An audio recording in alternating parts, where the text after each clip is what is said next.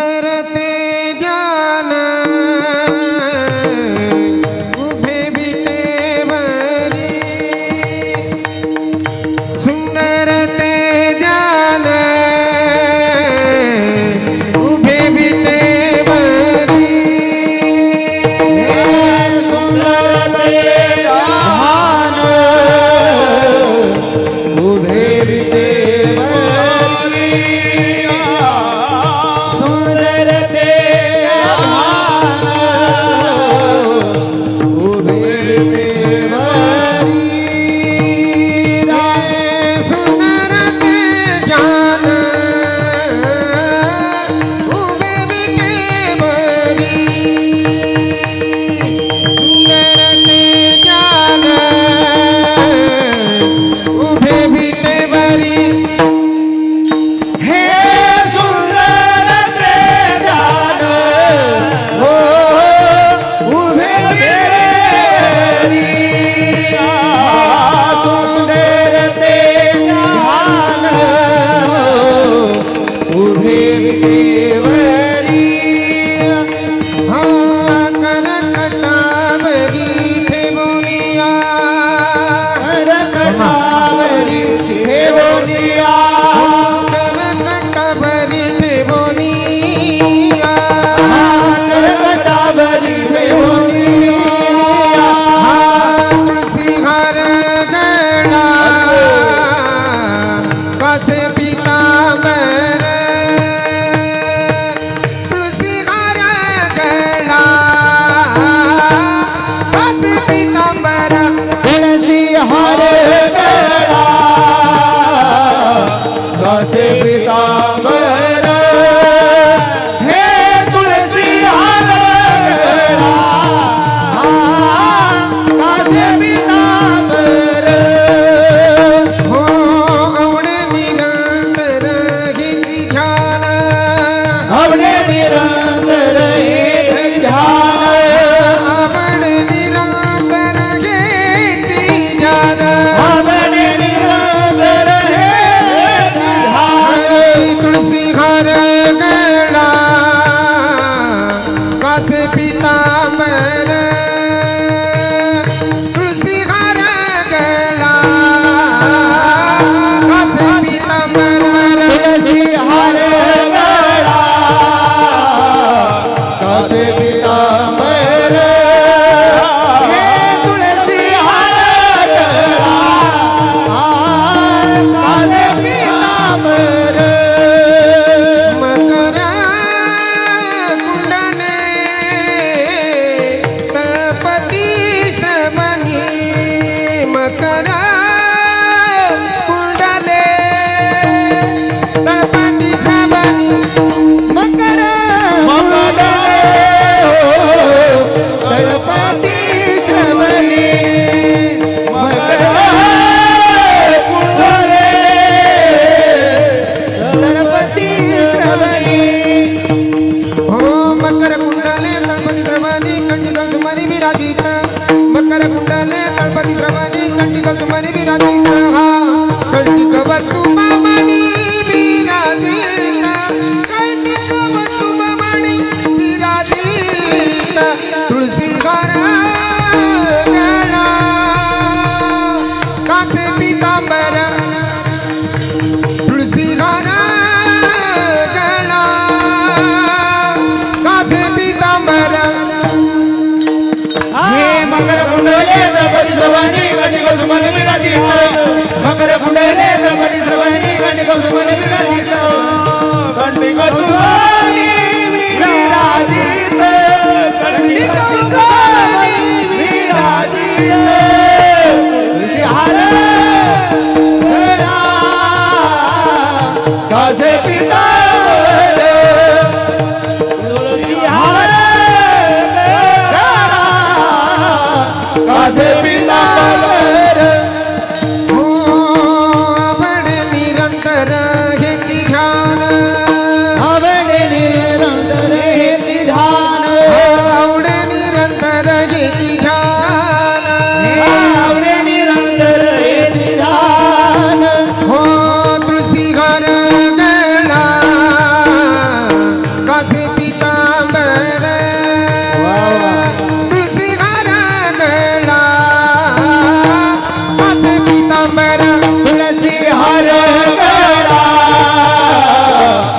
कासे पितांबर हे तुळसी हार गळा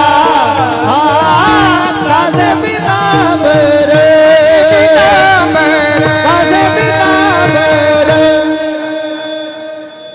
तुका म्हणे माझे घेची सर्व सुख तुका म्हणे माझे घेची सर्व सुख तुका म्हणे माझे घेची सर्व सुख तुका म्हणे माझे घेची सर्व सुख तुका म्हणे माझे हे सर्व सुख तुका म्हणे माझे सर्व सुख तुका म्हणे माझे हे सर्व सुख तुका म्हणे माझे सर्व सुख तुका म्हणे माझे हेची सर्व सुख तुका म्हणे माझे हेची सर्व सुख तुका म्हणे माझे घेची सर्व सुख तुका म्हणे माझे घेची सर्व सुख तुका म्हणे माझे हेची सर्व सुख तुका म्हणे माझे हेची सर्व सुख तुका म्हणे माझे हेची सर्व सुख तुका म्हणे माझे हेची सर्व सुख पाहिना श्रीमुख आवडीने आवडीने पाहिलं श्रीमुख आवडीने आवडीने पाहिना श्रीमुख आवडीने पाहिना श्रीमुख आवडीने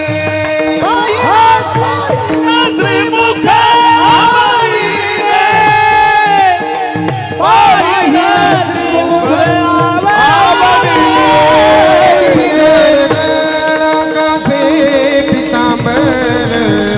तुळसी हार गळा कासे पितांबर तुळसी हार गळा कासे पितांबर तुळसी हार गळा कासे पितांबर तुळसी हार गळा कासे पितांबर तुळसी हार गळा कासे पितांबर तुळसी हार गळा कासे पितांबर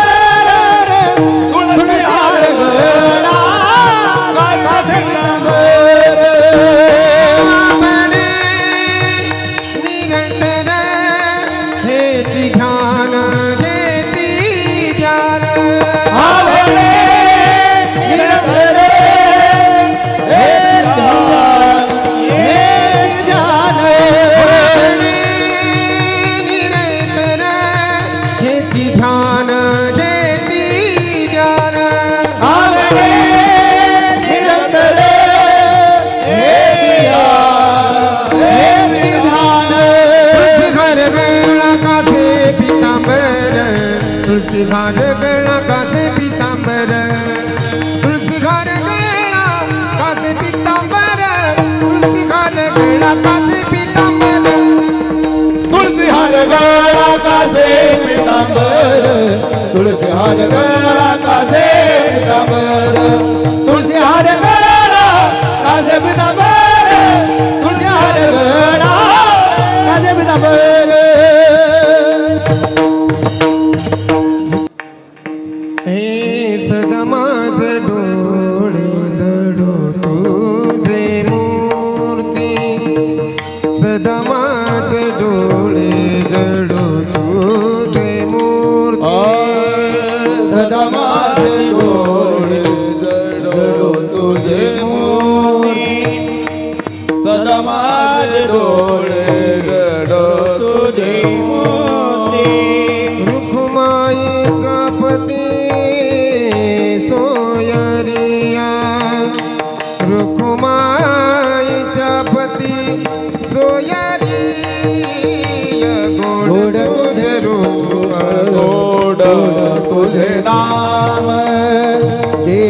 माझे प्रेम सर्व काळ विठू माऊली गाची वर देई संचरून राही काही माझा गुण तुझे रूप गोड तुझे नाम देई माझे प्रेम सर्व काळ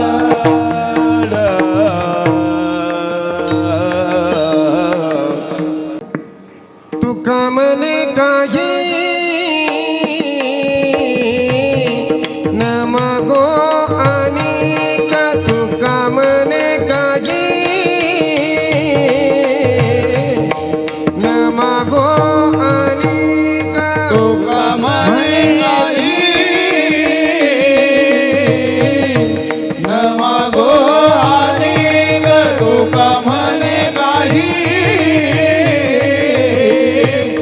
न मागो अनेक मने काही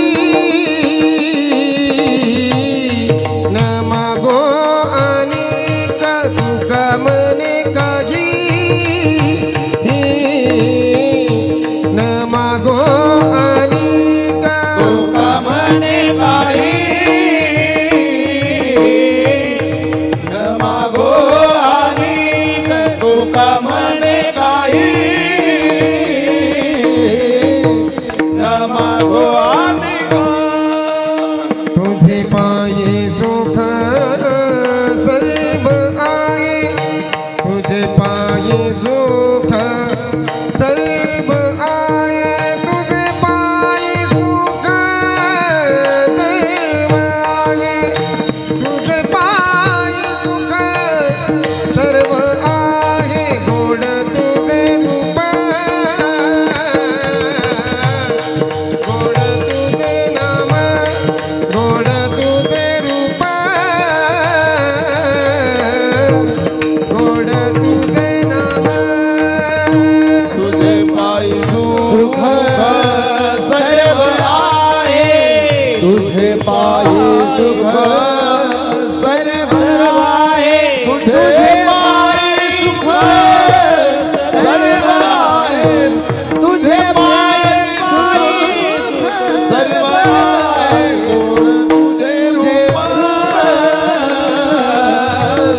गोड तुझे नाम गोड तुझे रूप गोड तुझे नाम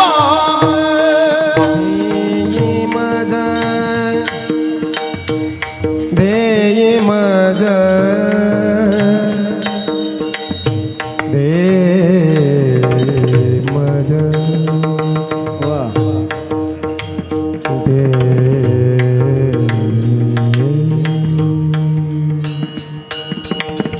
देई मज प्रेम सर्व काळ काळ सर्व काळ देई मज प्रेम देई मज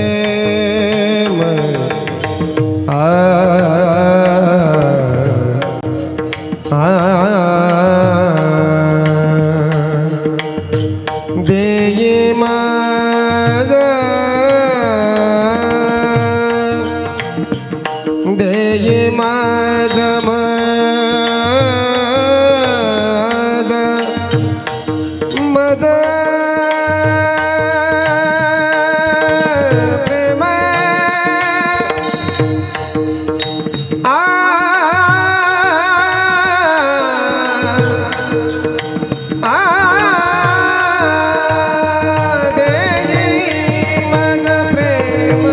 मज प्रेम देई मज प्रेम देई मज देई मज प्रेम सर्व देई मज देई देई मज प्रेम सर्व काळ देई मन दे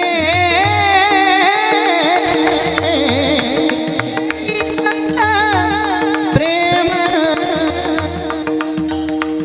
सर्व काळ सर्व काळ सर्व काळ माझ प्रेम सर्व काळ माझ प्रेम सर्व काळ देई माझ प्रेम सर्व काळ गोड तुझे रूप गोड तुझे नाम गोड तुझे रूप गोड तुझे नाम गोड तुझे नाम गोड तुझे नाम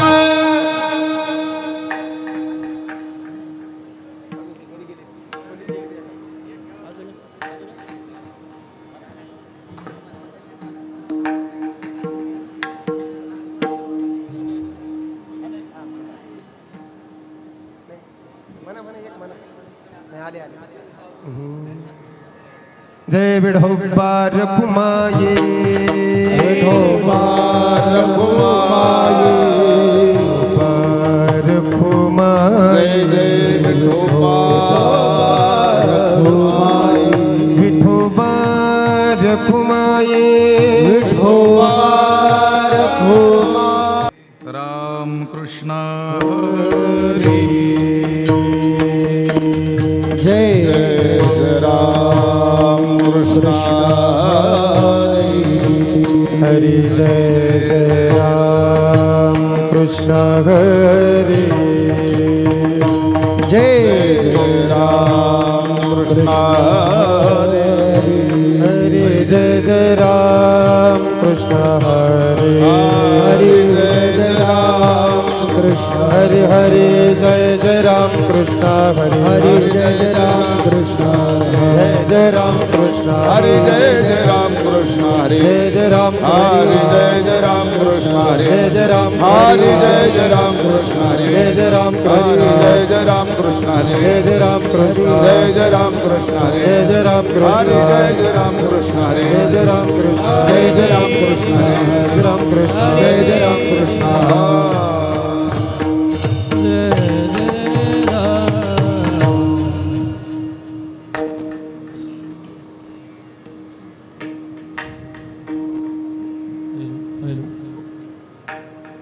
रूप पाहता लोचनी सुख झाले हो साधनी तो हा विठ्ठल बरबा तो हा माधव बरबा तो हा माधव बरबा तो हा माधव बरबा रूप पाहता लोचनी सुख झाले हो साधनी तो हा विठ्ठल बरबा तो हा माधव बरबा तो हा माधव बरबा तो हा माधव बरबा पाहता लोचनी सुख झाले हो साजनी तो हा विठ्ठल बरबा तो हा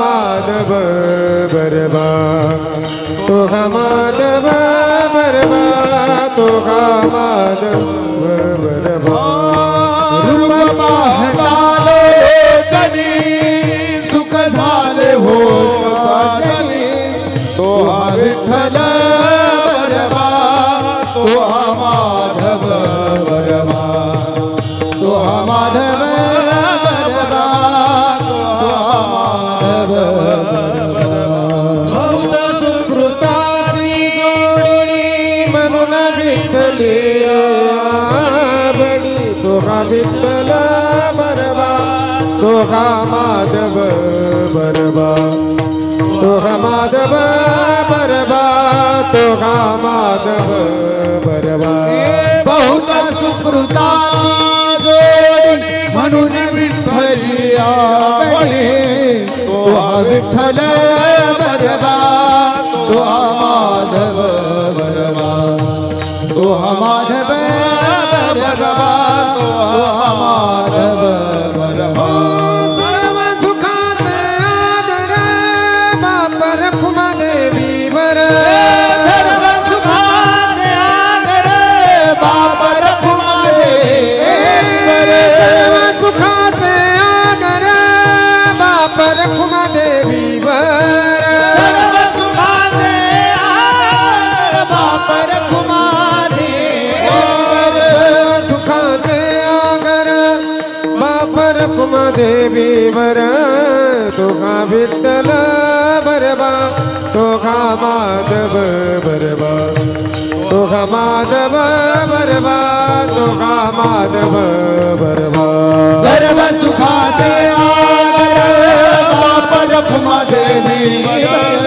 तो हा विठ्ठल बरबा तो हा माधव बरबा तो हा माधव बरबा तो हा माधव बरबा हरे जय जय राम कृष्ण जय राम कृष्ण हरे जय राम कृष्ण हरे जय राम कृष्ण हरे जय राम कृष्ण जय राम कृष्ण जय राम कृष्ण हरि जय जय राम कृष्ण हरि राम कृष्ण हरि जय जय राम जय राम कृष्ण हरि जय राम कृष्ण राम कृष्ण हरि जय राम जय राम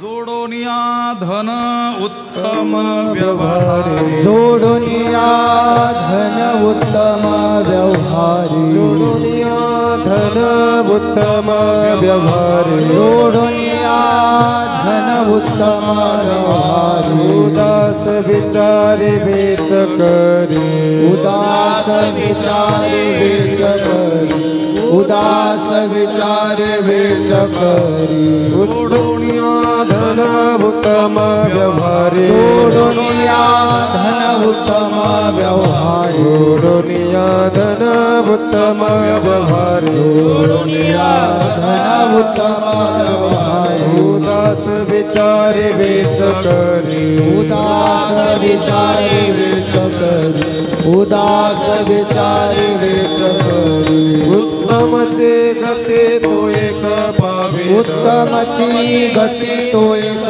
पावेल उत्तमची गती तो एक पावे उत्तमची गती तो एक पावेल उत्तम भोगील जीव काल उत्तम भोगिल जीव खान उत्तम भोगिल जीव खान परोपकारी नेणे परनिंदा उपकारी नेने पर निंदा उपकारी नेणे परनिंदा उपकारी नेने पर निंदा परस्त्रिया सदा बहिणी माया परस्त्रिया सदा बहिणी माया परस्त्रिया सदा बहिणी माया उत्तदया गायी पशूंचे पालन उत्तदया गायी पशुचे पालन उत्तदया गायी पशूंचे पालन उत्तदया गायी पशुचे पालन दानिल्या जीवन बना माझे दानल्या जीवन बना माझी दानल्या जीवन बना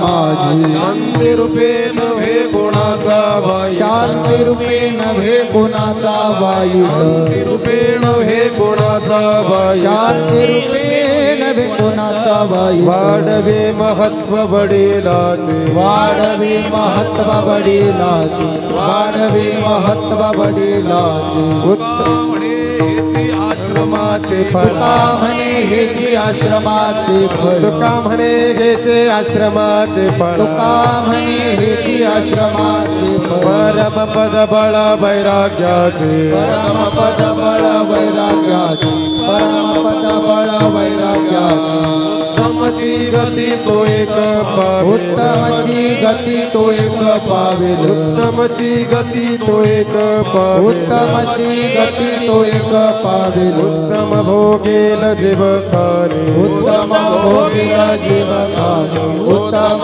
भोगिल जीवकाले पार कुमाई हरि विठोबार कुमाई जय ढोबार कुमाई जय जय ढोबार कुमाई ढोबार कुमार ढोबार कुमाई ढोबार कुमार ढोबार कुमाई ढोबार कुमाई ढोबार कुमार ढोबार कुमाई भवार कुमाई ढोबार कुमाई ढोबार कुमार ढोबार कुमाई ढोबार कुमार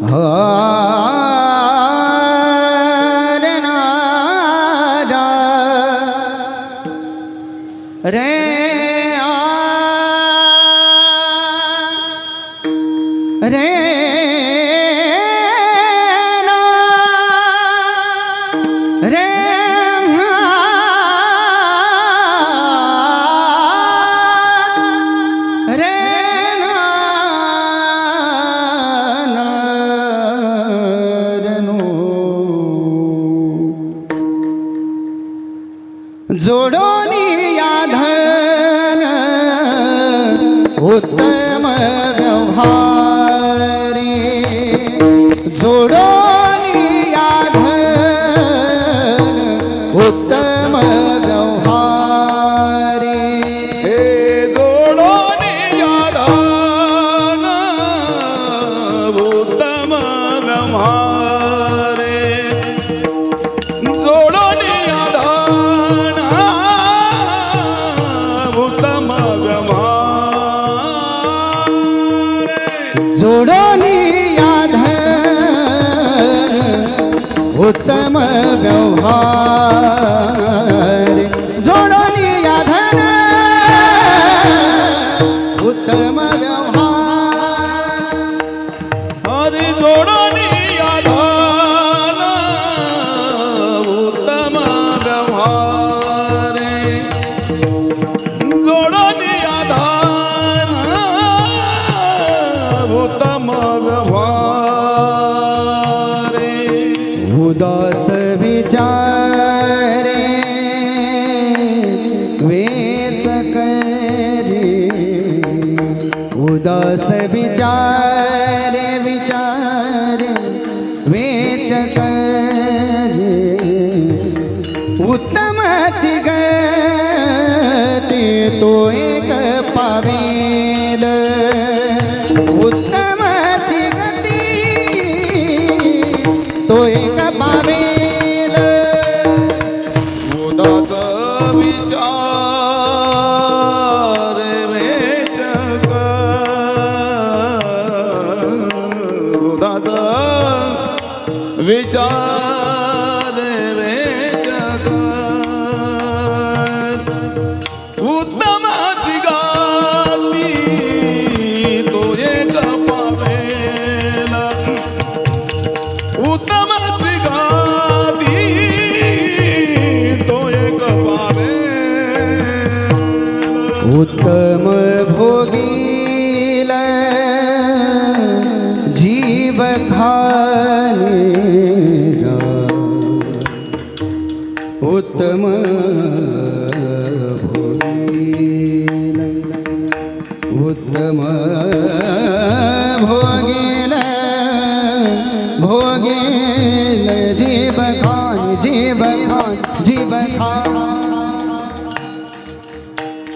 उत्तम भोगील उत्तम भोगील उत्तम भोगील जीव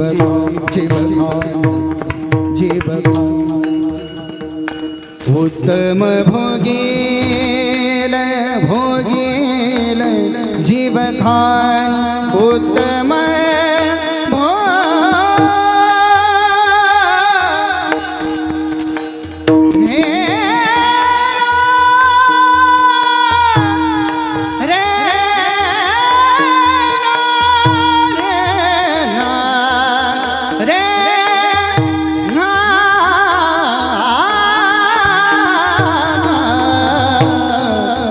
भोगिल जीव खानी उत्तम भोगिल जीव खानी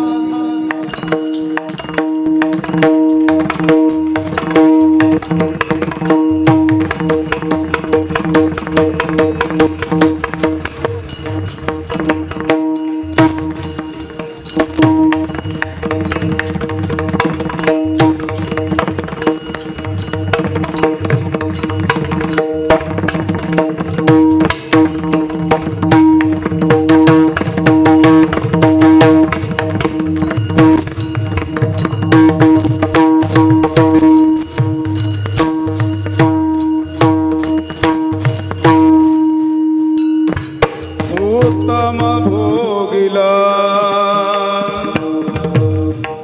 उत्तम भोगिला उत्तम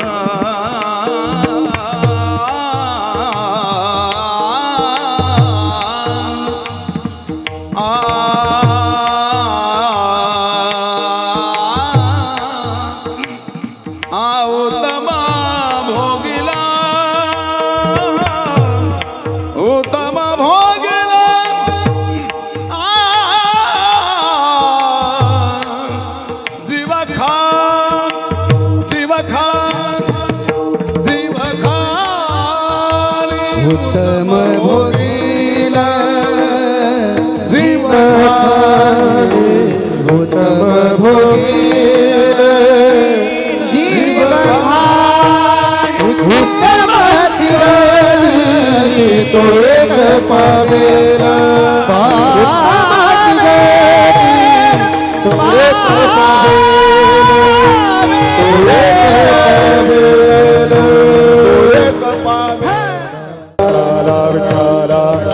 विठ्ठला विठ्ठला विठ्ठला विठ्ठला हरे विठ्ठला विठ्ठला विठ्ठला विठ्ठला विठ्ठला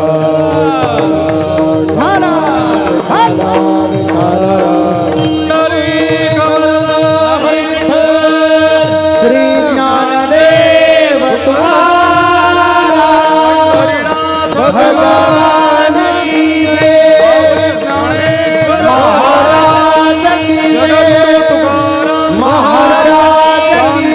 महाराज की महाराज की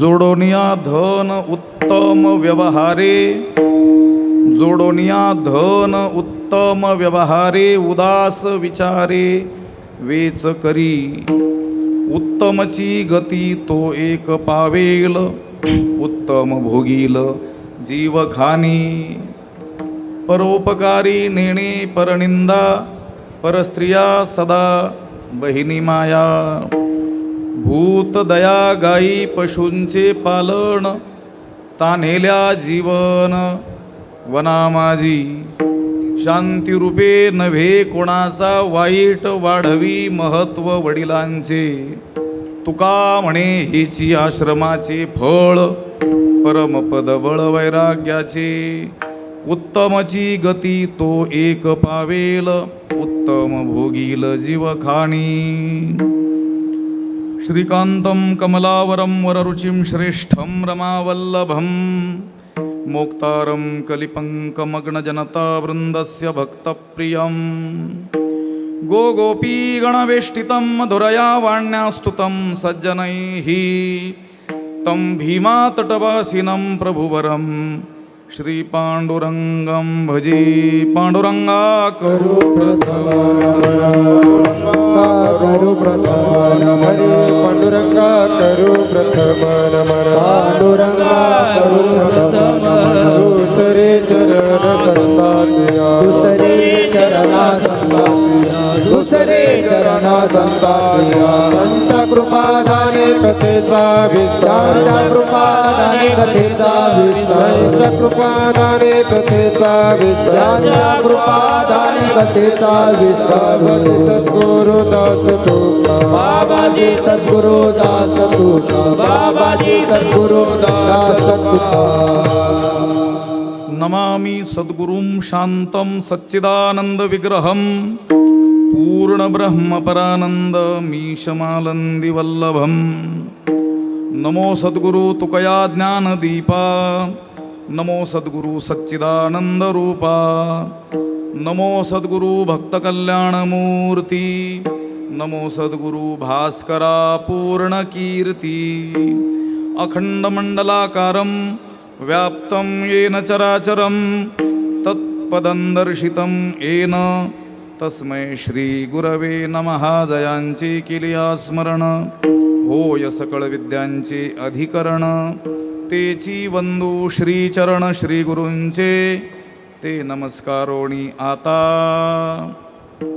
जोडोनिया धन उत्तम व्यवहारे उदास विचारे वेच करी उत्तमची गती तो एक पावेल उत्तम भोगील जीव खाणी प्राप्तस्थळी.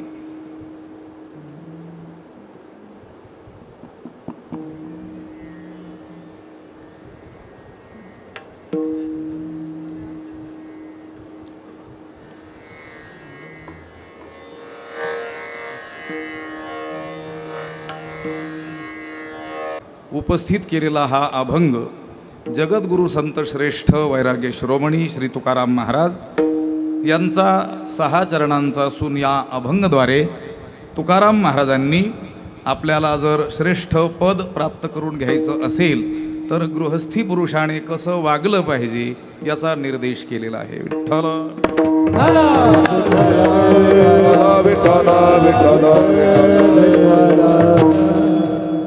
या मराठवाडी हरेवाडी पिंपळगाव घाट या परिसरातील राजयोग या मंगल कार्यालयाचं उद्घाटन आणि त्यानिमित्तानं असलेली ही नैमित्तिक 1 दिवसीय कीर्तनाची सेवा श्री संत ज्ञानेश्वर महाराज संस्थान नेवासे या संस्थानाकडे आलेली आहे. आता ही सेवा स्वीकारण्याचं एक कारण आहे, कारण आता आमच्या संस्थानच्याच इतक्या सेवा आहेत की तिथंच आम्हाला न जाणं झाल्यामुळं दुसऱ्याला पाठवावं लागतं. 400 भर गावाचा संबंध येतो. इथं का बरं स्वीकारले असेल तर याचं एक महत्त्वाचं कारण आहे, एक मोठा ऋणानुबंध आहे. कैलासवासी सिद्धूभाऊ ज्यांना आम्ही काका असं म्हणायचं, त्यांनी उभारलेली जी धर्मशाळा, मराठी धर्मशाळा, जिचं संचलन आमचे पूजनीय शिंदे महाराजजी करतात, त्या धर्मशाळेमध्ये विद्यार्थी अवस्थेत राहत असताना 7 वर्षे राहण्याचं भाग्य योग आम्हाला आला आणि त्यातून जे एक संबंध जोडले गेले त्यामुळं आजची ही सेवा आम्ही स्वीकारलेली आहे.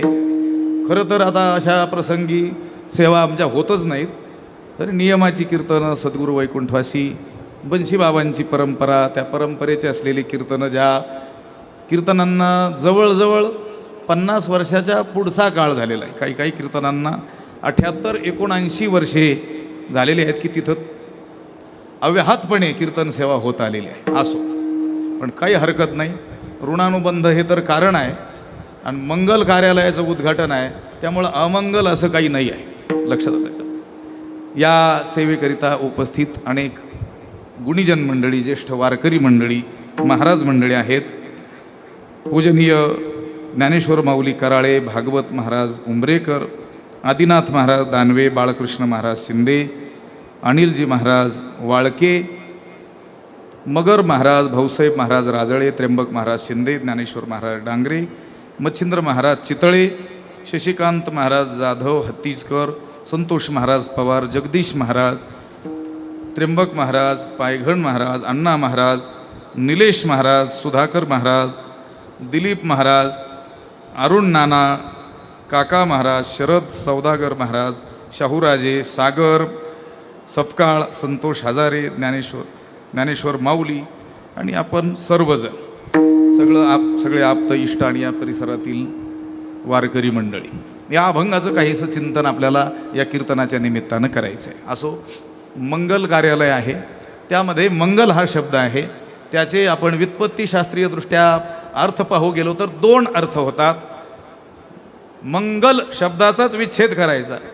मंगलयती इति मंगलम, मम नाम अशुभम गलयती नाम नाशयती.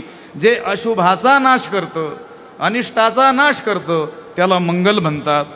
आणि मंगम नाम शुभम लाती नाम आनयती इति मंगलम. मंगम म्हणजे शुभम, शुभ गोष्टी, चांगल्या गोष्टी, इष्ट गोष्टी, पुण्यकारक हितकारक गोष्टी, लाती नाम आनयती, जे आणून देतं, प्राप्त करून देतं, त्याला म्हणतात मंगल. म्हणजे अनिष्टाचा नाश आणि इष्टाची प्राप्ती जे करून देतं त्याला म्हणतात मंगल. विठ्ठल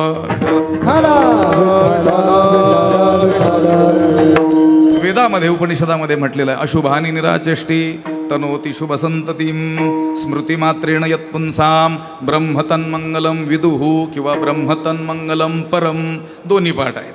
अशुभानी निराचेष्टे तनोती शुभसंततीम, अशुभ गोष्टीला दूर करून शुभ गोष्टी आपल्याला जे प्राप्त करून देतं किंवा शुभ गोष्टींचा जे विस्तार करतं, असं एकच मंगलकारक असलेलं तत्व आहे, ते म्हणजे ब्रह्म. विठ्ठल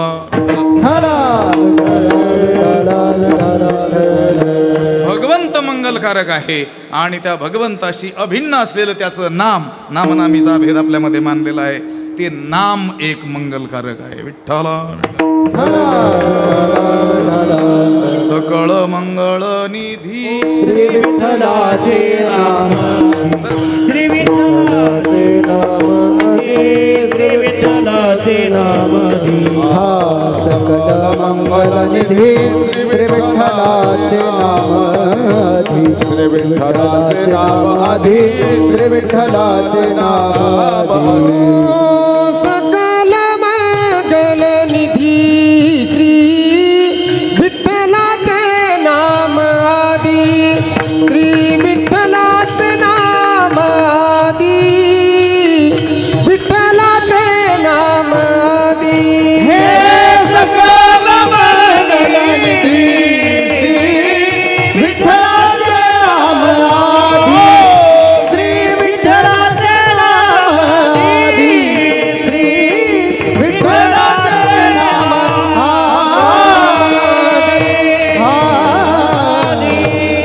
मंगलकारक परमात्मा आहे आणि मंगलकारक त्या परमात्म्याचं नाव आहे. सकळ मंगळ निधी श्री विठ्ठलाचे नाम आधी, पवित्राणाम पवित्रयो मंगलानांच मंगलम. मंगलात मंगल हे देवाचं नाव आहे. असो, मंगल शब्दाचा अर्थ आहे जे अनिष्ट दूर करतं, अशुभाला दूर करतं, अहिताला दूर करतं आणि जे हितकारक शुभकारक आहे त्याची प्राप्ती करून देतं, त्याला म्हणतात मंगल. आणि हे मंगल कार्यालय या ठिकाणी ही वास्तू उभ्या केली गेली आणि या वास्तूचं उद्घाटन म्हणून महादेवरावांनी आम्हाला म्हणजे संस्थानाकडे ही सेवा दिलेली असल्यामुळं पर्यायानं ती सेवा करण्याकरिता मी या ठिकाणी आपल्यासमोर उभा आहे. या अभंगाचं काहीसं चिंतन आपल्याला करायचं आहे. गृहस्थी पुरुषाला यामध्ये काही सूचना दिल्या किंवा उपदेश केला असं म्हणायला या हरकत नाही आहे. गृहस्थोपी विमुच्यते, एक शास्त्रामध्ये श्लोक येतो पहा. गृहस्थ असला तरी, अपी म्हणजे सुद्धा, ही किंवा अप सुद्धा. सुद्धा शब्द कधी जोडला जातो याची योग्यता नाही आहे, पण तरी सुद्धा लक्षात आलं का? गृहस्थ्याचा सुद्धा उद्धार होईल म्हणजे तसा गृहस्थी उद्धारालागी नाही आहे.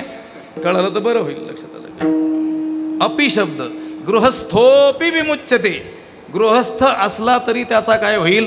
उद्धार होईल. काय असेल तर त्या श्लोकात सांगितलेल्या गोष्टी आपल्यामध्ये असतील तर. विठ्ठल न्यायागत धनस तत्वनिष्ठा अतिथिप्रिय सत्यवादी शास्त्रकृत गृहस्थोपी विमुच्यते. त्यांनी सांगितलं न्यायागत धन हा म्हणजे ज्याच्याजवळ न्याय्य मार्गाने मिळवलेलं धन आहे, ही एक गोष्ट. न्यायागत धन हा तत्वनिष्ठा, ज्याची तत्वनिष्ठा ज्याच्यामध्ये आहे. अतिथिप्रिय हा अतिथीचा सन्मान करणारा जो आहे. शास्त्रकृत ज्याचं वर्तन शास्त्राला अनुसरून आहे आणि सत्यवादीच आणि जो सत्य बोलणारा आहे असा गृहस्थी जरी असला तरी त्याचा उद्धार होतो, तो मुक्त होऊ शकतो. विठ्ठल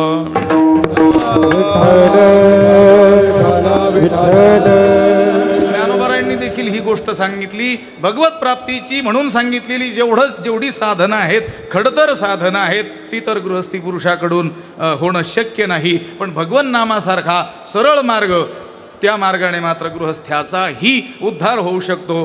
कोणी सांगितलं? ज्ञानोबाराय म्हणतात, मी मनाने नाही सांगितलं. वेदशास्त्र उभारी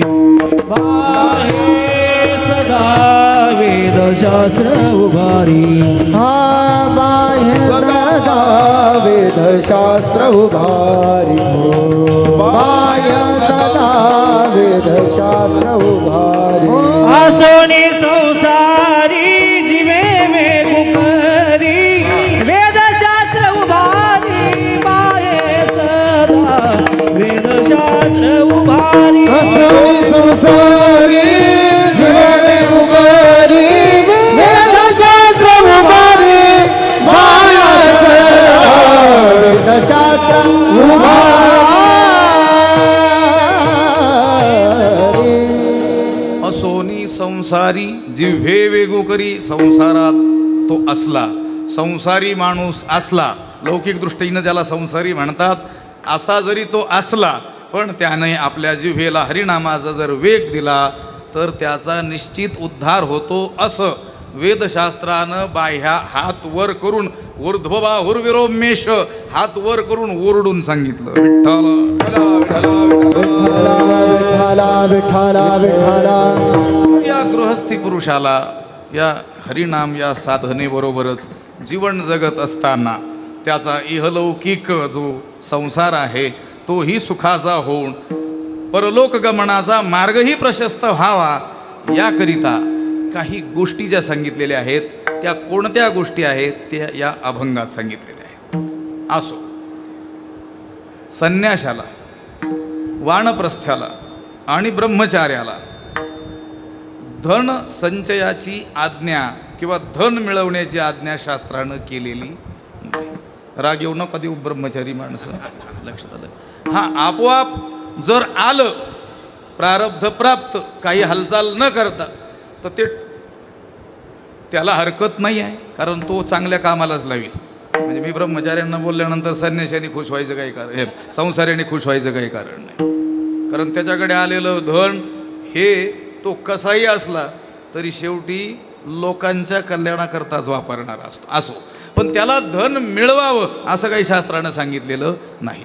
ब्रह्मचार्याला आज्ञा करताना तू धन मिळवलं पाहिजे असं एकही वचन आपल्याला वेद उपनिषदापासून संत वचनापर्यंत कुठेही आढळणार नाही. विठ्ठला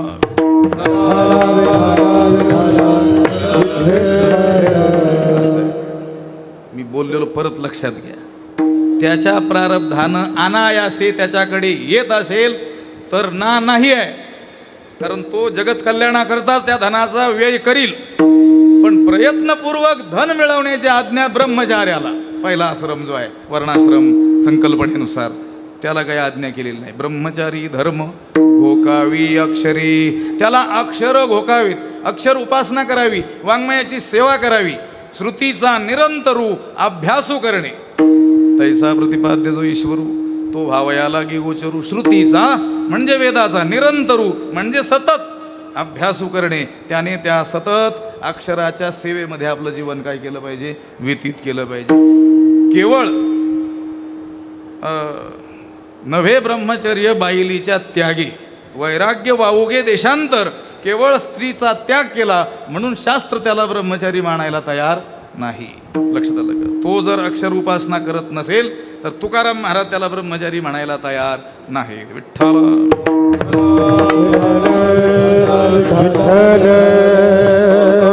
म्हणजे ब्रह्मचार्याला धन मिळवण्याची काही आज्ञा केलेली नाही, अनुमती दिलेली नाही.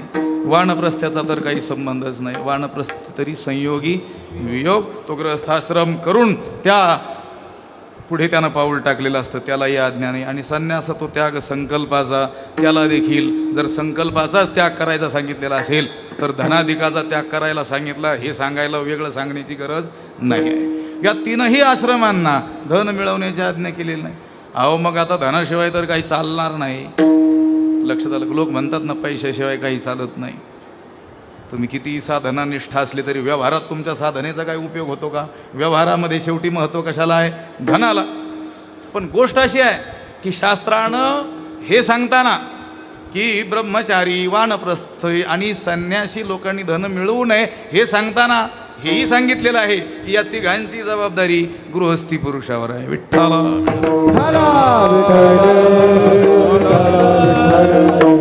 यथा मातरम आश्रित्य सर्वे जीवंती जंतवः तथा गार्हस्थमाश्रित्य वर्तंत इतराश्रमाः. ज्याप्रमाणे पृथ्वीचा आश्रय करून सगळे जीव आपलं जीवन जगतात हे दिलं उदाहरण. सगळ्या जीवांना आपलं जीवन जगत असताना आधारभूत कोण आहे? पृथ्वी. पृथ्वीचा आधार करून ज्याप्रमाणे सगळे जीव आपलं जीवन जगतात तथा अगदी त्याचप्रमाणे गृहस्थी धर्माचा आश्रय करून सगळे आश्रम त्यावर उभे असतात. विठ्ठला. आता तुम्ही म्हणाल ब्रह्मचारी, वानप्रस्थ आणि संन्यासी सुद्धा धन मिळवताना, प्रयत्नपूर्वक धन मिळवताना आम्हाला दिसतात. त्याचं कारण जबाबदारी तुमच्यावर आहे.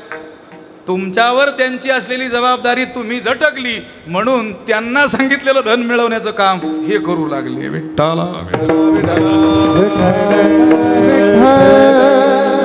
कळालं तर बरं होईल. मी लक्षात एवढं कळलं तरी खूप झालं. लक्षात पहिली वेळ आहे आमची इकडे ह्या भागात कीर्तनाला येण्याची. तसं पूजनीय माऊलींनी आम्हाला बऱ्याच वेळेस आणि आमच्या आदरणीय भागवत महाराजांनी सुद्धा ब्रह्मलीन बाबांच्या सप्ताहामध्ये बराच वेळेस बोलवलं. पण ह्या भागामध्ये लक्षात आलं का? ह्या भागामध्ये म्हणजे हा भाग काय दूरचा, एक दूरचा नाही, अंतराच्या दृष्टीनं नाही दूरचा, पण आता हा मराठवाड्यात येतो. लक्षात आलं का? मराठवाड्यातील मराठवाडी आहे. लक्षात आलं? आणि पलीकडे गेलं की लगेच नगर जिल्हा सुरू होतो. विठ्ठला. असो, गृहस्थी माणसावरती सगळ्या आश्रमांची जबाबदारी असल्यामुळं त्याच्याकडे धन असणं आवश्यक आहे. हे पहा, मी एक अर्थसूत्रातील 5 सूत्र आपल्याला सांगणार आहे. लक्षात आले तर पहा. प्रत्येक जीवाला मला सुख व्हावं अशी प्रबळ इच्छा आहे आणि तो जो प्रयत्न करतो तो सुखासाठीच करतो. सुखार्थात सर्व भूतानां मता सर्वा प्रवृत्तयः. सर्व जीवांच्या सर्व प्रवृत्ती या केवळ आपल्याला सुख व्हावं याकरिता आहे. पण सुखंतु न विना धर्मा तस्मात् धर्म परो भवेत किंवा भव. महाभारतकारांनी, व्यासांनी सांगितलं. म्हणून प्रत्येक जीवाची प्रत्येक प्रवृत्ती ही सुखासाठीच आहे आणि सुख हे धर्मपालना वाचून प्राप्त होऊ शकत नाही. म्हणून माणसाने धर्माचं पालन करावं अशी आज्ञा केलेली आहे. सुखस्य मूलम धर्म. हा सुखाचं मूळ धर्म आहे. प्रत्येकाला हवं आहे सुख आणि ते सुख धर्मपालनाशिवाय मिळूच शकत नाही. सुखंतु न विना धर्मात. धर्मपालनाशिवाय सुख मिळू शकत नाही. सुखस्य मूलम धर्म. हा सुख हवं, धर्म करा. धर्म करायचा. धर्मस्य मूलम अर्थ. हा धर्माचं मूळ अर्थ आहे. यज्ञ यागादी अन्नदानादी जर धर्म तुम्हाला करायचा असेल, तीर्थयात्रादी करायच्या असतील तर त्याच्यासाठी धन आवश्यक आहे. विठ्ठला. म्हणजे सुखाचं मूळ धर्म, धर्माचं मूळ अर्थ. अर्थमूलम राज्यम. अर्थाचं मूळ आहे राज्य. आपल्याकडे राज्य पाहिजे. राज्य म्हणजे स्वायत्तता, स्वतंत्रता, काहीतरी उद्योग, काहीतरी व्यवसाय आपल्याकडे असेल तर धन येईल. धनाने आपण धर्माचं पालन करू आणि धर्माने आपल्याला सुख होईल. सुखी व्हायचं असेल धर्मपालन करा. धर्मपालन करायचं असेल धन मिळवा. धन मिळवायचं असेल तर स्वायत्तता मिळवा, राज्य मिळवा. मग राज्य मिळवायचं असेल तर राज्य मूलम इंद्रिय जय. हा राज्य मिळवायचं असेल तर इंद्रियांचा जय केला पाहिजे. म्हटलं इंद्रिय जय कशाने होईल? इंद्रिय जयस्य मूलम विनय. हा इंद्रिय जयाचं मूळ विनय आहे. म्हटले विनयाचं मूळ सांगा. विनयस्य मूलम वृद्धोपसेवा. विठ्ठला. ज्येष्ठांची सेवा. वयोवृद्धांची, ज्ञानवृद्ध तपवृद्धांची सेवा करा. त्याने काय होईल? विनय येईल. विनयाने काय होईल? इंद्रिय जय होईल. इंद्रिय जयाने काय होईल? राज्य मिळेल. राज्याने काय होईल? धन येईल. धनाने काय होईल? धर्मपालन करता येईल. आणि धर्मपालनाने सुख होईल. विठ्ठल. आता नेवासा संस्थानला गेल्यापासून नाही, पण पूर्वी आम्ही विवाहाधिकांना जायचो लग्न सोहळ्याला, कारण संपर्क कमी होता. 60-70 गावाचाच संपर्क असल्यामुळं तेवढे ॲडजस्ट होऊन जायचे लग्न. आता 400 गावात, एका गावात 2 म्हटले तर 800 लग्नच लावावं लागतील वर्षभर. म्हणून आम्ही जात नाहीत. कधीतरी जाता येता भेट देतो, लग्न होऊन गेल्यानंतर म्हणा किंवा अगोदर म्हणा असो. तर तिथं लग्नाला गेल्यानंतर महाराज मंडळींना आपल्याला आशीर्वाद द्यायला बोलवलेलं असतं. आपणही आशीर्वाद देऊन टाकतो की यांचं जीवन सुखी हो. पण आपण म्हटल्याने त्यांचं जीवन कसं काय सुखी होईल? त्या सुखाचं मूळ असलेलं धर्मपालन ते केल्याशिवाय त्यांचं जीवन सुखी होणार नाही. त्यांचंच नाही, आपलं सांगणाराचं सुद्धा. विठ्ठल. आम्हाला ज्यावेळेस बोलवायचे त्यावेळेस आम्ही बोलायचो. आता किती लोकांना कळत होतं काय, कोणाचं लक्ष होतं काही माहीत नाही, पण आम्ही आपला असा आशीर्वाद द्यायचो की बाबा यांच्या हातून धर्मपालन व्हावं आणि त्याचा परिणाम म्हणून यांचं जीवन काय व्हावं? सुखी व्हावं. कर्मधर्म तुम्हा असावे. घ्या घ्या माझे वचन. आता हा काय आशीर्वाद थोडाच आहे?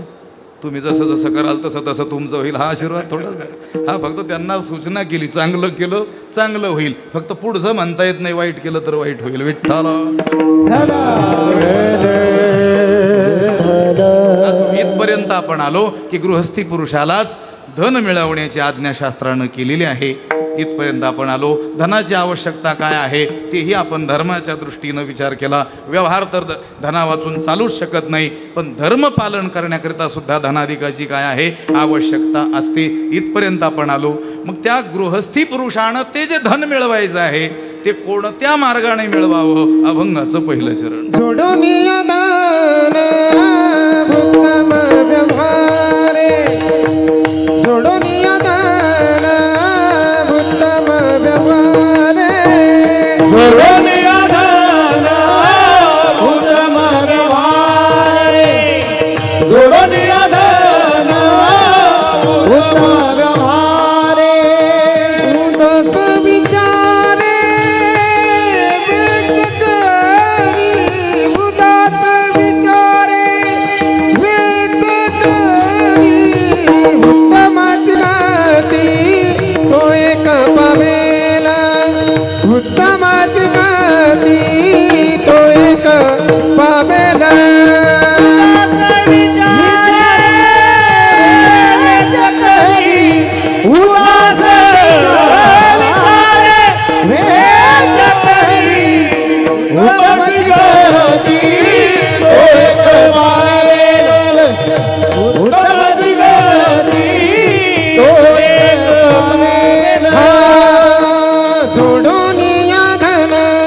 उत्तम व्यवहारे उदास विचारे वेच करी, उदास विचारे वेच करी, उत्तम व्यवहारे उदास विचारे वेच करी, उदास विचारे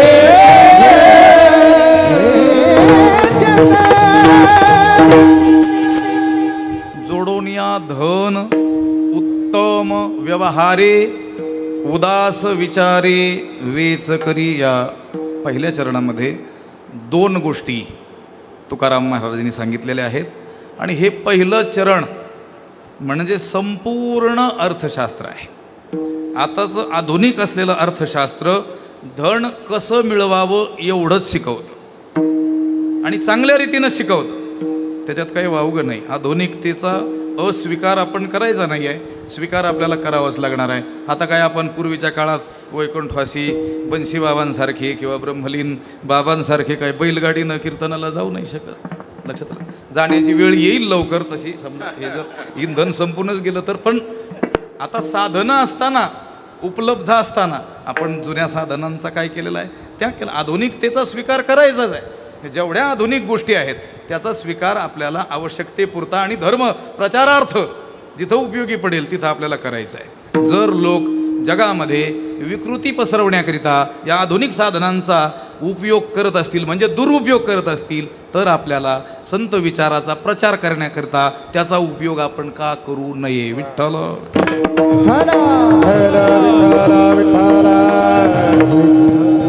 माझं बोलण्याचा विपर्यास करू नका कृपया करून. पुढं मी बोलणार आहे. आता हरिनाम सोहळे ठिकठिकाणी होतात, ठीक आहे. 100-200 लोक पारायणाला प्रत्येक गावोगावी बसतात, हेही ठीक आहे.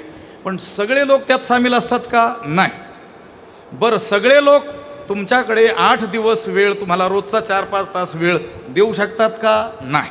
पण त्यांच्यापर्यंत एखाद दुसरी ओवी, एखादा अभंग, त्या अभंगाचा अर्थ किंवा एखादी या लोकांनी म्हटल्याप्रमाणे सुंदरशी चाल आपण जर या आधुनिक माध्यमाच्या द्वारे पोहोचू शकत असू तर तो सुद्धा धर्मप्रचारच आहे. म्हणजे मोबाईलच्या विठ्ठला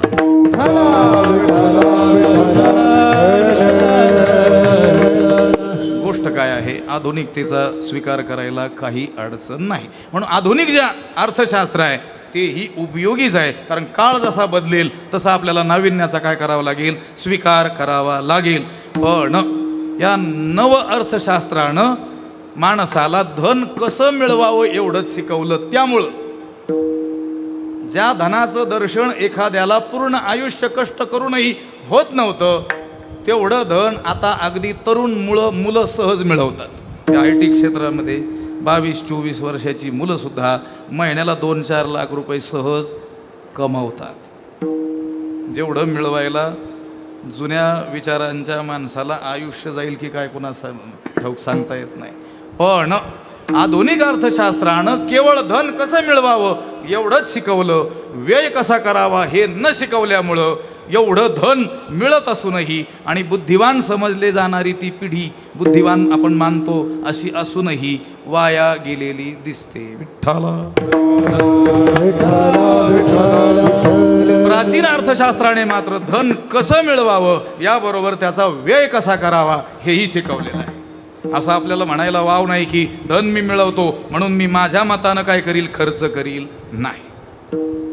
धन जरी तुझ्या कष्टानं मिळालेलं असलं तरी ते मिळण्यामध्ये जगातील अनेक घटकांचा काय आहे, सहभाग आहे. म्हणून त्याचा व्यय करताना सुद्धा त्या सगळ्या घटकांना सुख होईल किंबहुना दुःख हानी पोहोचवणार नाही याची काळजी घेतली पाहिजे. विठ्ठला या एकाच चरणामध्ये संपूर्ण अर्थशास्त्र जगद्गुरु श्री तुकाराम महाराजांनी सांगितलं. धन कसं मिळवावं आणि ते खर्चही कसं करावं जेणेकरून ते धन मिळवणं आणि खर्च करणं एवढीच गोष्ट आपल्याला वैराग्य प्राप्त करून देईल. विठ्ठला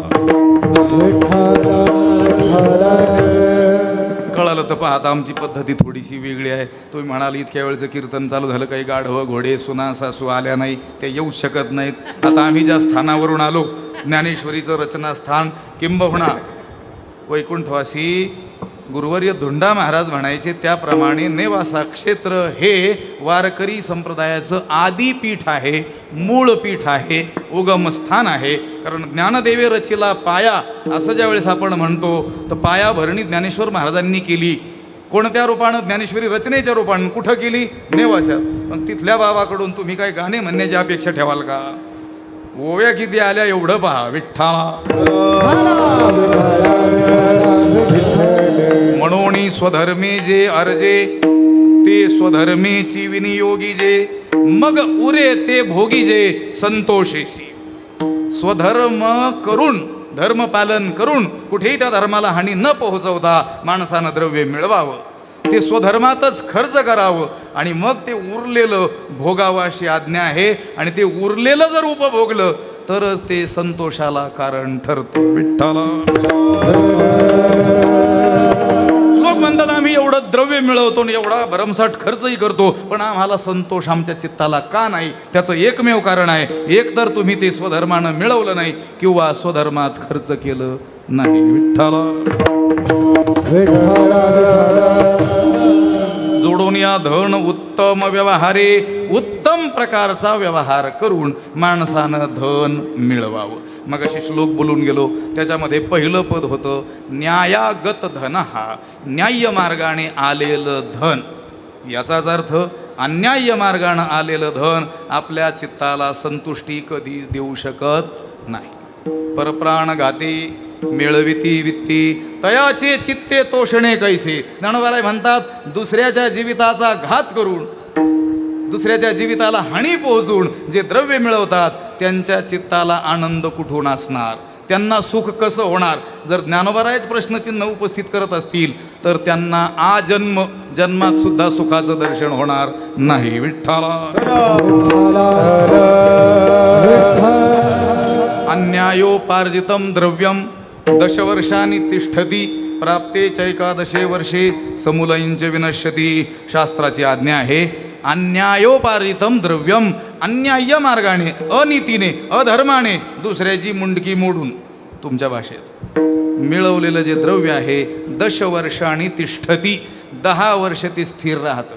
प्राप्ते चैकादशे वर्षे, एकादश 11वं वर्ष सुरू झालं की समूलंच विनश्यती, अन्यायानं मिळवलेलं जातं आणि पहिलं बापजाद्याचंही जातं. आता तुम्ही प्रश्न कराल, काय प्रश्न कराल, की आम्ही तर काही लोकांना अन्यायानं धन मिळवलेलं 25 वर्षापासून पाहत आहोत. तुमचं शास्त्र खोटं आहे की 11व्या वर्षी द्रव्य समूळ नष्ट होतं, हे शास्त्रात लिहिलेलं खोटं आहे. आम्ही तर पाहतो त्यांच्याकडे 25 वर्षापासून 30 वर्षापासून अन्यायानं मिळवलेलं काय आहे, द्रव्य.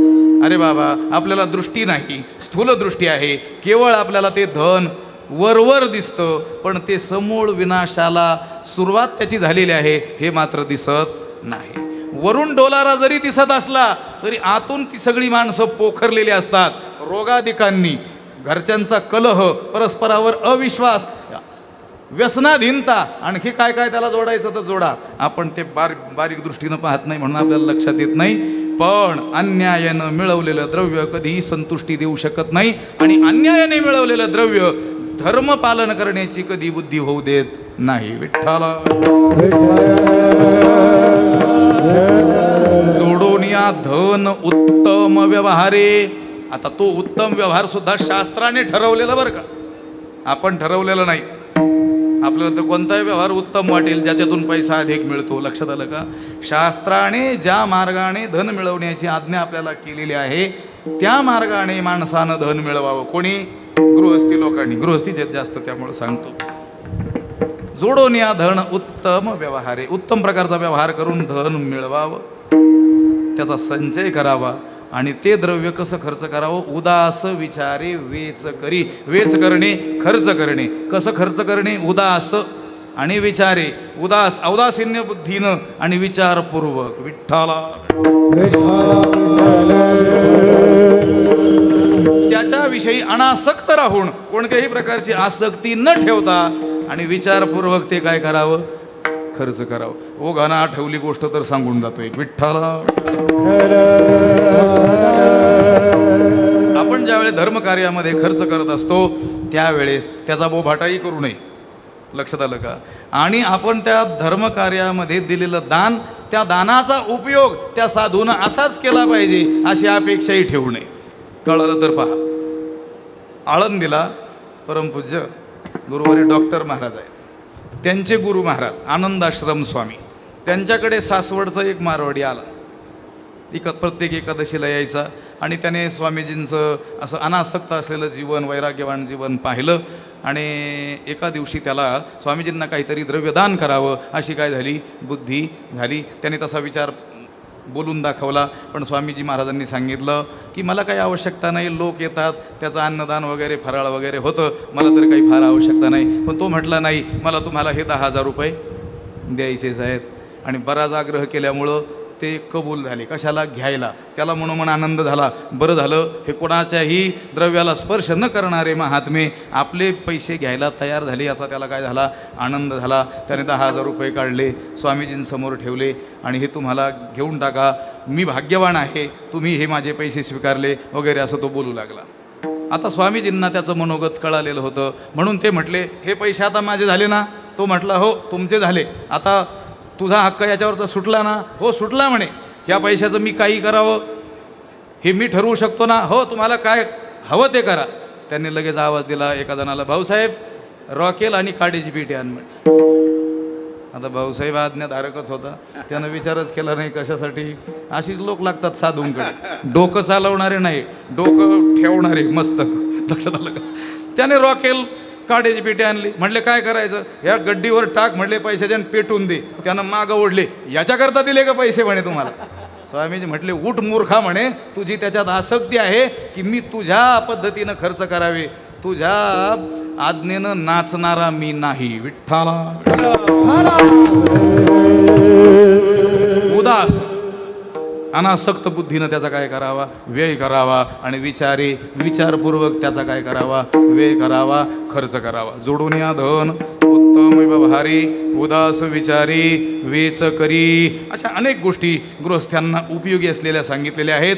पण आता उत्तम प्रकारचा व्यवहार करून न्याय मार्गाने, धर्म मार्गाने, नीतीच्या मार्गाने द्रव्य मिळवलं आणि ते नीतीच्या धर्माच्या न्याय मार्गाने जर खर्च केलं तर एवढ्यानेच काय प्राप्त होणार. अभंगाचं दुसरं. उत्तमाची गती तो एक पावेन,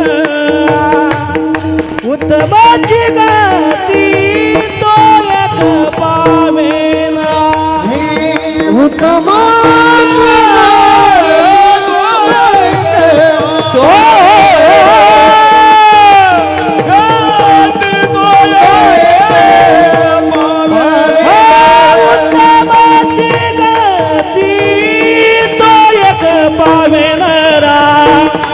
उत्तमाची गती तो एक पावेन, उत्तमाची पावेले, उत्तमाची गती तो एक, उत्तम भोगील जीवकानी, उत्तम भोगील जीवकानी, उत्तमाची गती तो एक पावेन, उत्तमाची गती तो एक पावेन. उत्तम भोगिला जीवकानी, उत्तम भोगिला जीवकानी,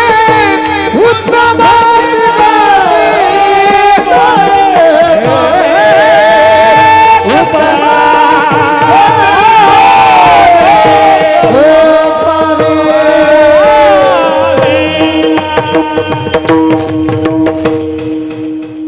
उत्तमची गती तो एक पावेल, उत्तम भोगील जीवखाणी. शास्त्राज्ञेनं उत्तम व्यवहार करून द्रव्य मिळवलं आणि ते धर्मकार्यामध्ये जर अनासक्त बुद्धीनं विचारपूर्वक खर्च केलं तर त्याचा परिणाम काय होतो, तर उत्तमची गती तो एक पावेल. तो जो कोणी असेल, तो जो कोणी गृहस्थी पुरुष असेल, तो उत्तम गतीला काय होतो, प्राप्त होतो. त्याची दुर्गती कधीच होत नाही, त्याची अधोगती कधीच होत नाही.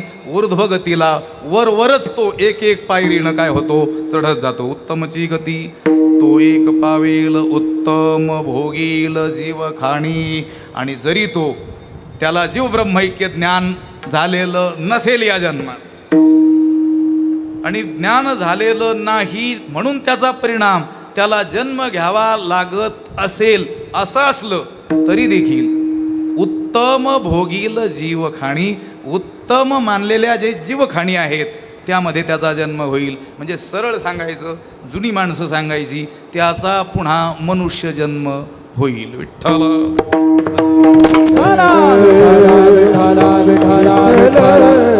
किंवा पशवादिकांच्या जन्माला जरी तो गेला तरी अशा लोकांच्या सानिध्यात जाईल, साधूंच्या संग. तेथे राम नाम होईल श्रवण, जिथं त्याला जन्मापासूनच भगवन नामाचं काय घडेल, श्रवण घडेल, सत्संग त्याच्या कानावर पडेल. लक्षात आलं का. अशा पशवादिकांच्या जन्माला तो जाईल. असं सद्गुरू वैकुंठवासी वक्ते बाबा सांगायचे. विठ्ठला.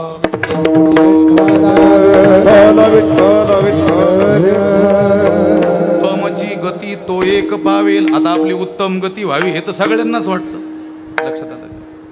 कोणाला वाटतं आपण अधोगतीला जावं, कोणाला वाटतं आपण हीन म्हणून मानल्या गेलेल्या ज्या योनी आहेत त्यामध्ये आपला काय व्हावा, जन्म व्हावा. कोणाला वाटतं आपण नरकादिकांच्या यातना भोगाव्यात, कोणालाच वाटत नाही. लक्षात आलं का? नरकात जाण्यासाठी तयारी करणाराला सुद्धा मी नरकात जावं असं वाटत नाही. बोललं तर लक्षात आलं तर बरं होईल. लक्षात आलं का? सगळं वागणं ज्याचं असं आहे की त्यानं नरकातच गेलं पाहिजे, दुसरीकडे जागाच नको, अशा माणसाला सुद्धा आपण नरकात जावं असं वाटत नाही. विठ्ठला उत्तमच आपली गती झाली पाहिजे असं वाटतं. पण मग उत्तम गती आपली झाली पाहिजे असं वाटत असेल तर उत्तम गती ज्याने प्राप्त होईल असं शास्त्राने जे सांगितलं, संत पुरुषांनी जे सांगितलं, गुरुजनांनी जे सांगितलं ते करावं लागेल. म्हणून जोडून या धन उत्तम व्यवहारे उदास विचारे वेच करी त्याचा परिणाम उत्तमची गती तो एक पावेल, उत्तम भोगील जीव खाणी. विठ्ठल आता केवळ उत्तम प्रकारचा व्यवहार करून अनासक्त बुद्धीनं विचारपूर्वक खर्च केला तर एवढ्यानेच भागणार नाही. लक्षात आलं का? अनेक लोक आपल्याला असेही सापडतील की उत्तम प्रकारचा व्यवहार करून धन मिळवतील आणि धर्मकार्यातच काय करतील, खर्च करतील, असेही आपल्याला आढळतील.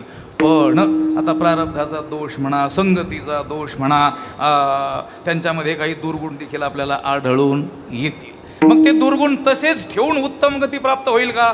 नाही. त्या दुर्गुणांचा सुद्धा काय करावं लागेल, त्याग करावा लागेल.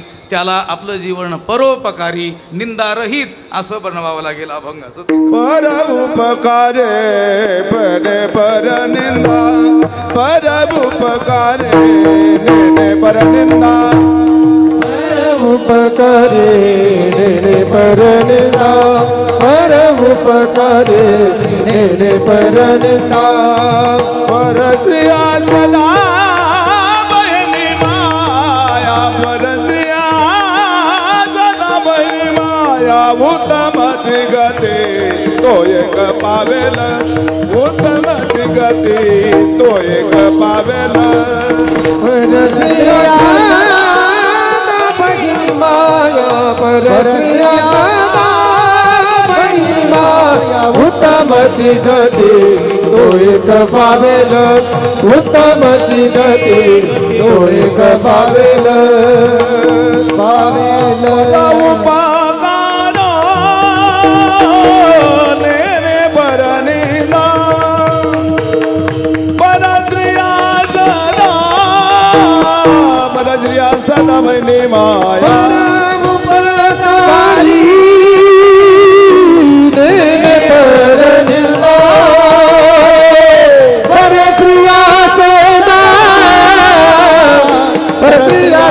बहिणी माया, बहिणी माया, बहिणी माया. परोपकारी नेणे परनिंदा, परस्त्रिया सदा बहिणी माया. हे कीर्तनकारांचं एक बरं असते. या संस्थानिकांचं फार अडचण आहे. आमचं कीर्तन इथं चाललंय पण पुढं वेळ दिलेली आहे. ती माणसं वाट पाहतात की काय, कंटाळतात की काय, आमच्या डोक्यात आता भुंगा चालू झाला. विठ्ठला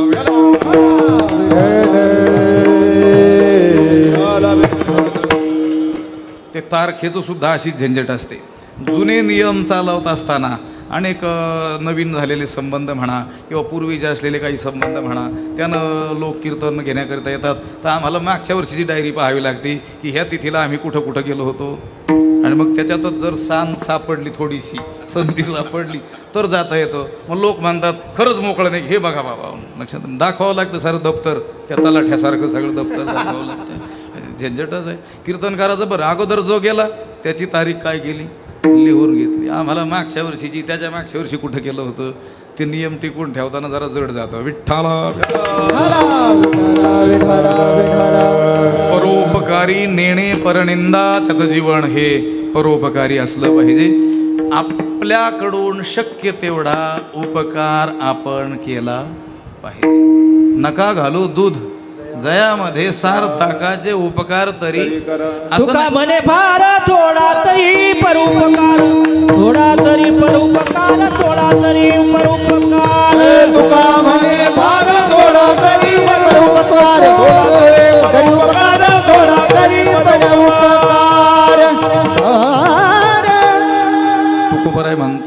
झालं तर फार परोपकार करा आणि नसलं जमत तर थोडा तरी करा. आता असं नाही जोडलं फार थोडा परोपकार करा असं नाही. ते फार फार शब्द जवळ थांबायचं. तो का म्हणे फार फार जेवढा होईल तेवढा काय करा परोपकार करा. आणि नसलंच जमत खूपच परोपकार करणं तर थोडा तरी करा. विठ्ठला गृहस्थी माणसाचं जीवन हे परोपकारी असलं पाहिजे. हे पहा, आपण आता सगळे ग्रामीण भागातीलच माणसं आहोत आणि ग्रामीण जी संस्कृती आहे ही सगळी या गोष्टीवरच आधारलेली आहे. धर्म शब्द हा खूप श्रेष्ठ शब्द आहे. त्याच्या अनेक व्याख्या आहेत. तशा धर्माच्या जवळजवळ 62-63 व्याख्या आढळतील माऊली. वेद उपनिषदापासून अगदी ज्ञानोबारायांपर्यंत संत वचनांपर्यंत धर्माच्या केलेल्या व्याख्या 63 व्याख्या आढळतील. त्याहून जास्त आढळतील कदाचित जर आपण शोध घेतला तर. पण त्याच्यामध्ये एक सर्वमान्य असलेली व्याख्या आहे, यतो अभ्युदय निश्रेयस सिद्धी स धर्म. हा वैशेषिक दर्शनकार कणादांनी केलेली आणि त्यांच्या विरोधी दर्शनकारांना सुद्धा मान्य असलेली असे नियम की ज्या नियमांच्या पालनानं माणसाचं इहलौकिक आणि पारलौकिक जीवन सुखावं होतं त्याला म्हणतात धर्म. विठ्ठल एवढा गहन आशय ज्या धर्म शब्दात आहे तो धर्म शब्द पहा कुठं कुठं जोडला जातो. सगळं नाही सांगत बसत. मी सांगत होतो आपण ग्रामीण भागातील माणसं आहोत. शेजार धर्म आपल्याकडे कोणता शब्द आहे? शेजार धर्म. म्हणजे धर्म शब्द त्या शेजार शब्दाला काय केला जोडल्या गेला. म्हणजे आपल्या शेजारी राहणाऱ्या माणसांच्या सुखदुःखामध्ये सहभागी होणं हे सुद्धा धर्मपालन आहे.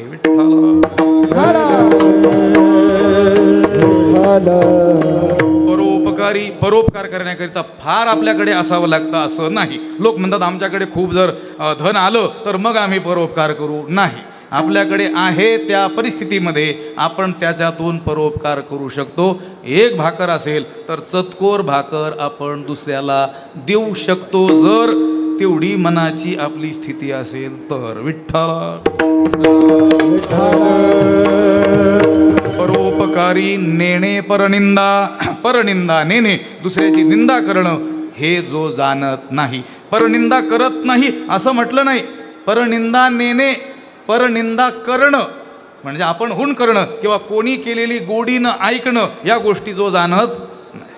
आपण होऊन तर परनिंदा करायचीच नाही, पण कोणी आपल्यासमोर दुसऱ्याची निंदा करत असेल तर ती आपण कानांनी ऐकायची नाही. त्या गुरूंच्या संबंधात बोललेलं आहे. आपल्या गुरूंची कोणी निंदा करत असेल तर एक तर झालं तर त्याचा तिथं प्रतिकार करा आणि नसेल सामर्थ्य तुमच्यात तर करणं तत्र पिधातव्यम गतो वा तन्यतः. एक तर कान झाकून घ्या किंवा तिथून निघून जा. विठ्ठल